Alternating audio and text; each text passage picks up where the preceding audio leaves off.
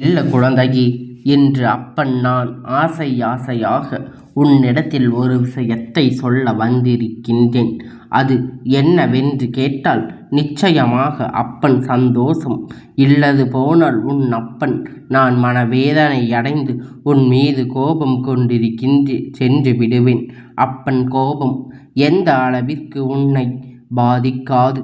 உன் அப்பன் நான் உன் மீது வைத்திருக்கின்ற ஒவ்வொரு அன்பும் எப்பொழுதும் உன்னிடத்தில் எடுபடாமல் போகின்றதோ அப்பொழுது இந்த வேதனைகள் எல்லாம் கோபங்கள் மாறிவிடுகின்றது.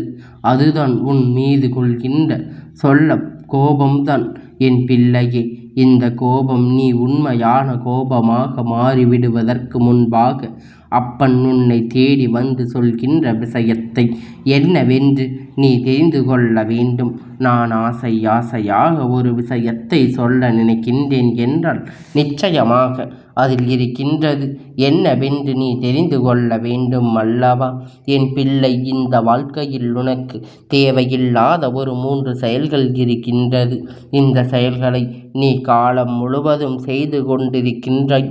இனியாவது அப்பன் சொல்வதை புரிந்து கொண்டு இந்த செயல்களை நீ செய்யாமல் இருந்து விட்டாயானால் இந்த வாழ்க்கை உனக்கான பல நன்மைகளை உன்னிடத்தில் கொண்டு வந்து கொடுக்கும் என்பதை நீ தெரிந்து கொள்வாய். நான் இருந்து உனக்கு எதை கொடுக்க நினைத்தாலும் இவையெல்லாம் எந்த நிலையில் உனக்கான நம்பிக்கையை உறுதியாக கொடுக்கும் என்பதை நீ மறந்துவிடக்கூடாது. நான் உனக்கு தருகின்ற இந்த மாற்றங்கள் இந்த வாழ்க்கையில் நீ கூடிய விஷயம் என்று இவையெல்லாமும் உனக்கான நல்ல திருப்பத்தை நிச்சயமாக என்றென்றும் உன்னிடத்தில் கொண்டு வந்து கொடுக்கும் என்பதை நீ மறந்துவிடாதே. உன் அப்பன் நான் இருந்து எப்பொழுதும் இனிமேல் எதற்கும் கலங்காமல் இரு. எல்லாம் நீ என்ன செயல்களை செய்கின்றாய் என்பதுதான் கேட்கின்றாய். அப்பனுடைய ஆசை சொல்வதற்கு காரணம் என்ன தெரியுமா? நான் சில உண்மைகளை உன் வாழ்க்கையிலிருந்து தெரிந்து கொண்ட. நீ படுகின்ற கஷ்டங்களுக்கான காரணம் நான் தெரிந்து கொண்டேன். இதையெல்லாம் விட்டு ஆனால் என் பிள்ளை வாழ்க்கை அத்தனை விஷயங்களும் சரியாகிவிடும் அல்லவா? இப்பொழுது இந்த சூழ்நிலை இருக்கின்ற துன்பத்திலிருந்து நிச்சயமாக நீ மீண்டு வந்து விடுவாய் அல்லவா? அதனால் அப்பன் உன்னிடத்தில் இத்தனை வெளிப்படையாக சொல்ல வந்திருக்கின்றேன் என் தங்கமி. இப்பொழுது நீ கடந்து போன விஷயத்தை எல்லாம் நினைத்து எப்பொழுதும் இடிந்து போகின்றாய். எல்லாம் நடந்து முடிந்தது தானே என்று நினைத்து நீ மீண்டும் மீண்டும் அதையே நினைத்து கொண்டிருந்தாய். உனக்கு கண்ணீரும் கவலையும் மிஞ்சியதுதான் செய்யும். உன் துன்பம் வேதனை வாழ்க்கை எஞ்சி இருக்கத்தான் செய்யும். எப்பொழுதும் உன்னை விட்டு சென்ற விஷயம் எல்லாம் ஒன்றும் இல்லாததாக நினைத்து நீ சந்தோஷப்படுகின்றாயோ? நல்லதுதான், தெய்வம் நமக்கு நல்லதுதான் செய்தார்கள். நம்மை விட்டு இதையெல்லாம் வைத்திருக்கின்றார்கள் என்பதை நீ புரிந்து கொண்டாயானால் நிச்சயமாக உனக்கான சந்தோஷங்கள் உன்னை வந்து சேர்வதை உன்னால் நிறுத்தாமல் புரிந்து கொள்ள முடியும். எல்லாம் நம்மை விட்டு விலகுகின்ற ஒவ்வொரு விஷயமும் தன் இந்த வாழ்க்கையில் அவை என்னவென்று உனக்கு உணர்த்தியிருக்கின்றது. இதனை எப்பொழுதும் புரிந்து கொள்ள தயாராக இரு. உனக்கான அதுபோல எல்லாம் இன்னொரு செயல் என்ன தெரியுமா? அடுத்தவரோடு உன்னை ஒப்பிட்டு பார்த்து நீ துவண்டு போவது. அவனிடத்தில் அது இருக்கின்றது இது இருக்கிறது என்று சொல்லி அவன் அதை வைத்திருக்கின்றான் இதை வைத்திருக்கின்றான் என்று சொல்லி என் பிள்ளை நீ ஏக்கம் கொள்வதுதான் வாழ்க்கையில் உன்னுடைய பல பிரச்சனைகளுக்கு காரணமாக இருக்கின்றது. என் பிள்ளையே, அப்பன் சொல்கின்ற இது போன்ற விஷயங்களை எல்லாம் ஒருபோதும் செய்யாதே. இதையெல்லாம் என் பிள்ளை உன்னுடைய வாழ்க்கையில் அழித்து கொண்டிருக்கின்ற வாழ்க்கை மேலும் மேலும் பல இன்னல்களை கொடுத்து கொண்டிருக்கின்றது. இதையெல்லாம் நீ தெரிந்து புரிந்து கொண்டால்தான் உனக்கான நன்மை எல்லாம் உன்னை சூழ்ந்து வந்து உனக்கு நல்லதை நடத்தும் என்பது. இவையெல்லாம் எப்பொழுதும் இதுதான் வேலை.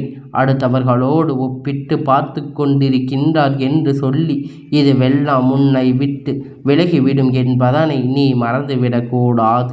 என் குழந்தையே, என்ன நடக்கிறது என்பதை நாம் தெரிந்து கொள்ள வேண்டிய காலகட்டாயம் நமக்கு வந்து விட்டது. இன்னும் நாம் சிறு பிள்ளை அல்ல. எதையாவது நினைத்து கொண்டு அவனிடம் அது இருக்கின்றது, நம்மிடம் அது இல்லை என்று சொல்லி கொண்டு வருவதற்கு எதையுமே சரியாக புரிதலோடு ஏற்றுக்கொள்ள வேண்டும். என் குழந்தையே, அடுத்ததாக உன் விஷயம் என்ன தெரியுமா? அனைவரையும் திருப்திப்படுத்த நினைத்து உன்னுடைய நிம்மதியை இழந்துவிடக்கூடாது. எப்பொழுதும் அவர் நம்மை நம்ப வேண்டும், இவர் நம்மை நம்ப வேண்டும் என்கின்ற விஷயத்தை எல்லாம் சரியா என்பதை ஏற்றுக்கொள்ள வேண்டும்.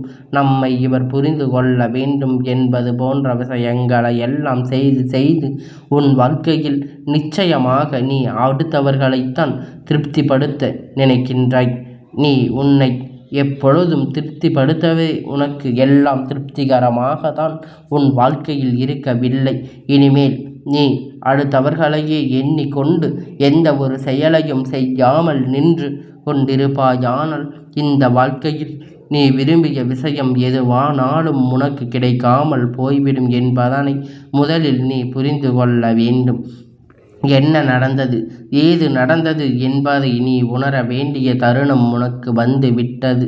சட்டென்று ஒரு நொடியில் இந்த வாழ்க்கை உனக்கு பேரதிசயங்களை நிச்சயமாக கொடுத்துவிட வேண்டியதுதான் என்பதை நீ புரிந்து கொண்டால் அதுவே போதும். என் குழந்தையே, யாருடைய அன்பும் வேண்டாம், யாருடைய துணையும் வேண்டாம், யாருடைய அரவணைப்பும் வேண்டாம், யாருடைய ஆறுதலும் வேண்டாம். அத்தனையும் அவரவர் உன் மீது கொட்டி தீர்த்தாலும் ஒரு நாள் இதையெல்லாம் அர்த்தமில்லாததாக அவர்கள் ஆக்கிவிட்டு சென்று விடுவார்கள். இது மனிதனுடைய இயல்பு.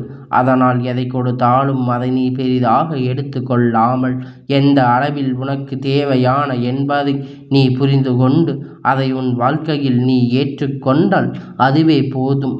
எதுவாக இருந்தாலும், எதிர்பார்த்ததில்லாமல் எதுவாக இருந்தாலும் இந்த வாழ்க்கை எதையெல்லாம் நினைத்து நீ ஏகப்பட்டாமல் உனக்கான இந்த வாழ்க்கை உன்னை சுற்றி நடக்கின்ற விஷயங்களை எல்லாம் நீ சரியாக தெரிந்து கொண்டால் அதுவே போதும். இனி எல்லாமும் உன்னை தேடி வந்து உனக்கான வெற்றியை நிச்சயமாக ஒரு சேர உன் கைகளில் கொடுக்கும் என்பதை நீ புரிந்து கொள்வாய். நான் தருவது எல்லாமும் சர்வ நிச்சயமாக உன்னால் என்னவென்று நிறைவாக எப்பொழுதும் தெரிந்து கொள்ள முடியும் என்பதை நீ உணர்ந்து விடுவாய். எப்பொழுதும் உனக்காக அப்பன் எந்த ஒரு நல்லதைத்தான் செய்து கொடுப்பார் என்பதனை நீ புரிந்து நடந்து கொள்ள வேண்டும். எப்பொழுதும் உனக்காக உணர்வு நடத்துவது ஒவ்வொன்றும் நன்மைதான் என்று என் பிள்ளை. உன்னை ஒருவர் இந்த இடத்தை விட்டு விலகிவிடும், நீ இருப்பது எனக்கு இங்கு பிடிக்கவில்லை என்று சொல்கிறார்கள் என்றால் உண்மையாகவே அந்த இடத்தில் உனக்கு எந்த உரிமைகளும் இருக்கவில்லை என்றால் அந்த நேரத்தில் நீ செய்ய வேண்டிய விஷயம் என்ன தெரியுமா? அந்த நேரத்தில் இந்த வாழ்க்கையில் நீ தெரிந்து கொள்ள வேண்டிய விஷயம் என்ன தெரியுமா? என் குழந்தையே, அதில் உனக்கு உரிமை இல்லாத பொழுது அங்கு ஒரு நொடி கூட நீ நிற்காதே. மரியாதையில்லாத இடத்தில் நீ நின்று அவமானப்படுத்துவதை விட உனக்கு எந்த இடத்தில் மரியாதை கிடைக்கின்றதோ அந்த இடத்தை தேடி சென்று விடு. தேவையில்லாமல் உன்னுடைய நேரத்தை இது போன்ற மனிதர்களின் வார்த்தைகளை கேட்பதை நீ வீணாக்கி விடாதே என்பதை புரிந்துகொள். எப்பொழுதும் என் குழந்தை, நீ வாழ்க்கையில் சில விஷயங்களை எல்லாம் இந்த செருப்போடு ஒப்பிட்டு கொள்ள வேண்டும். எப்படி தெரியுமா? மிதிக்கப்பட்ட வேண்டும், பாதியிலே கழட்டிவிடப்பட்டோம், பயன் முடிந்தவுடன் தூக்கி எறிந்து விடுகின்றோம். அப்படித்தான் இருந்தாலும் உன்னுடைய பாதத்தை காப்பாற்றுவதற்கு கடமைப்பட்டிருக்கின்றதல்லவா அந்த செருப்பு என்பது? அதுபோலத்தான் சிலரது வாழ்க்கையில் வேறு வழியில் என்று சொல்லி கொண்டிருக்கின்றது. ஒருபோதும் போன்றெல்லாம் இருக்க வேண்டும் என்று நினைக்காதே. ஒருபோதும் இந்த வாழ்க்கையில் நாம் இப்படியெல்லாம் கடந்து செல்ல வேண்டும் என்று நீ எண்ணாதே. என்ன நடந்தாலும் சரி, என்ன வந்திருந்தாலும் சரி, இதையெல்லாம் நீ நிச்சயமாக உனக்கானவற்றை நீ உறுதியாக செய்து விட்டால் அதுவே போதும். எந்த இடத்தில் நின்று என் பிள்ளை அவமானப்படுத்துவதை அப்பன் விரும்பவில்லை. என் குழந்தை, இத்தனை நேரம் அப்பன் சொன்ன விஷயத்தில் எந்த ஒரு சந்தோஷம் கிடைக்கவில்லை என்று யோசிக்கின்றாயா? என் குழந்தையே, எல்லாமும் உன்னுடைய வாழ்க்கையில் உனக்கு நல்லபடியாக நடக்கத் தொடங்கியிருக்கிறது. நீ ஆசைப்பட்ட விஷயம் எல்லாம், இப்பொழுது அனுபவிக்கின்ற இந்த துன்பம் எல்லாம் கடந்து எல்லாம் உனக்கான ஆரம்பிக்க போகின்றது. ஒரு சில பிரச்சனை வரும் பொழுது உன்னுடைய மனது அதிகமாக யோசிப்பதை விட அமைதியாக பொறுமையாக இருந்தாலே இந்த பிரச்சனை சமாளிக்கக்கூடிய மனநிலை உனக்கு வந்துவிடும்.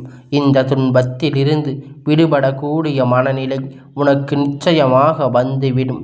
இதனை நீ உணர்ந்திட்டாலே போதும். இந்த உண்மைகளை எல்லாம் என்னவென்று நீ தெரிந்து கொண்டால் அதுவே போதும். எதற்கும் நீ வேதனைப்பட வேண்டிய அவசியமில்லை. எந்த இடத்திலும் என் பிள்ளை, உன்னை யார் காயப்படுத்தினாலும், உன்னை அவமானப்படுத்தினாலும், நேசித்தவர் உன்னை வெறுத்தாலும் சரி, என்ன நடந்தாலும் தன் மனதை மட்டும் ஒருபோதும் இழந்து விடாதே. யாரை சார்ந்தும் இருக்காதே. மனது உடைந்து மட்டும் போகாதே. யாரும் நிரந்தரமானவர்கள் இல்லை என்பதை முதலில் நீ புரிந்து கொள்ள வேண்டும். மனக்குழப்பத்தில் இருக்கும் பொழுது மௌனமாக இருந்துவிடு. மனது கஷ்டமாக இருக்கும் பொழுது நீ தைரியமாக இரு. இதுவெல்லாம் இந்த வாழ்க்கையில் உனக்கு நடக்கும் பொழுது நிச்சயமாக உன்னை சூழ்ந்து வருகின்ற உண்மையை ஒவ்வொன்றும் உனக்கான பெருமகிழ்ச்சியை, உனக்கான பேரதிசயத்தை நடத்தும் என்பதை நீ புரிந்து கொள்வாய். அப்பன் எதையும் காரணமில்லாமல் உன்னிடத்தில் சொல்ல மாட்டேன். பிள்ளை, எதனால் நான் இதை உன்னிடத்தில் சொல்கிறேன் என்றால், உனக்கான நல்ல விஷயம், உனக்கான நல்ல நேரம், உனக்கான சூழ்நிலை என்று இவையெல்லாமும் நடக்க போகின்ற தயாராகிவிட்டது. அப்படியானால் இந்த நேரத்தில் உனக்கு என்ன நடக்கும், ஏது நடக்கும் என்பதை நீ சரியாக உணர வேண்டிய நேரம் உனக்கு வந்து விட்டதல்லவா? இனிமேல் என் குழந்தையே, எப்பொழுதும் நீ உன்னை சுற்றி நான் உனக்கு என்ன கொடுக்கின்றாலும் இதையெல்லாம் உன்னோடு இருந்து நான் பெற வேண்டும் என்று இந்த வாழ்க்கை நேரம் இனி எப்பொழுதும் உனக்காக பேரதிசயத்தை ஒரு சேர நடத்தும் என்பதை நீ புரிந்து கொள்வாய்.